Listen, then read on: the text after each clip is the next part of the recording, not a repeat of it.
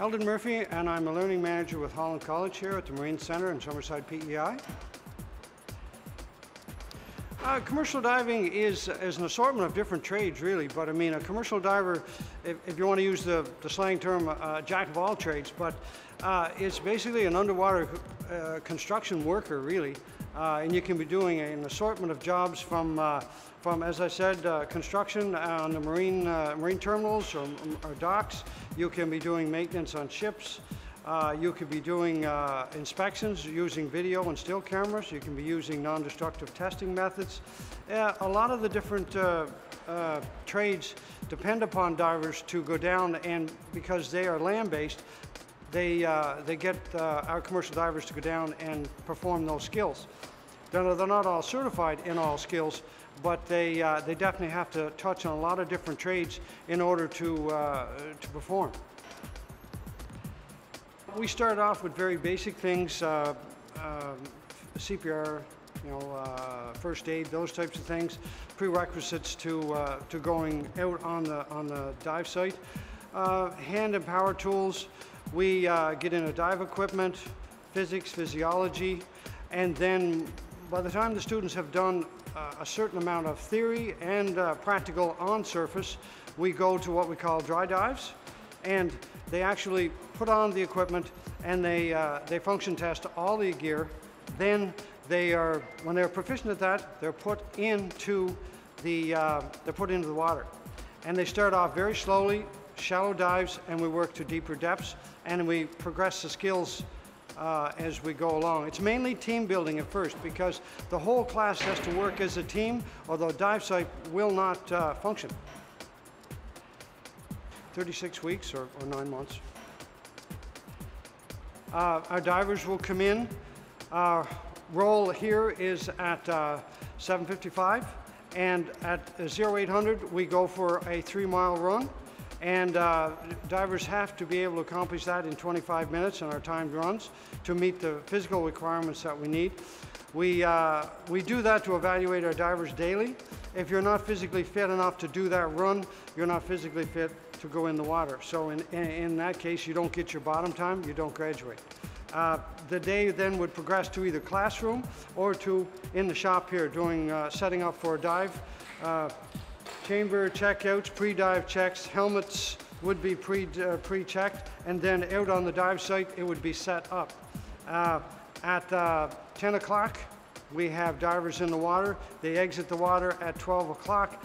In that changeover time, our students are not actually breaking for lunch. They just grab a sandwich or whatever on the way and they switch out. At 12:30 we have another team of divers going in, and they'll be coming out at 14:30.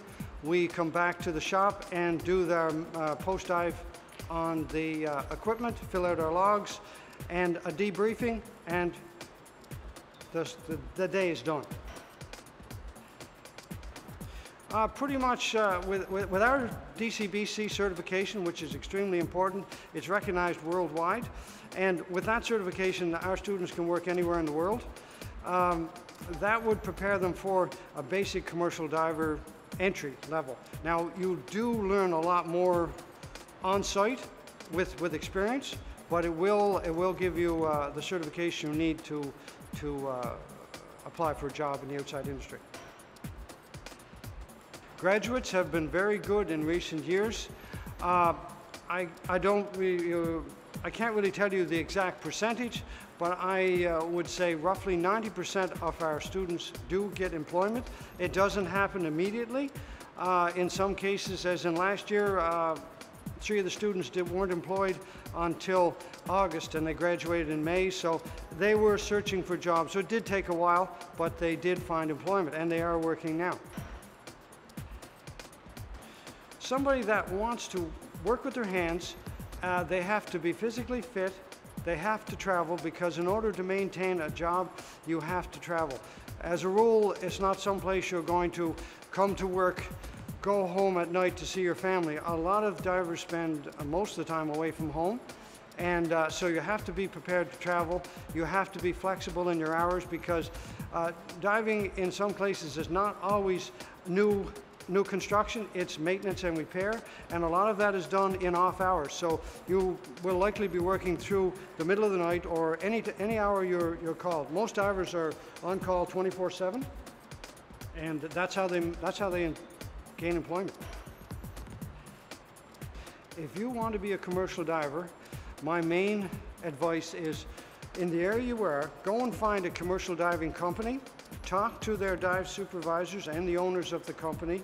I would like them to find out whether they are the price range of the wages, the amount of work you can get, what the conditions are, what their safety record is, those types of things. A commercial diver should know, or a student planning on a commercial diving career should talk to the people in the field. That way they can get first-hand information, and most of the divers I know are more than pleased to advise a young diver on what to do to be successful or not. And it's not for everybody. No, I'm not saying that. But if you want to be a commercial diver, you have to do that homework before you come on site. So the other side of the coin, when you do decide to come, I would like you to be trained in some skills, trades. You don't have to be a Red Seal welder or a certified journeyman, but I would like you to be able to come on to my dive site or to my shop and know what the tools are, what basic tools, how to dress, and be prepared to work outside, because we work outside in all conditions.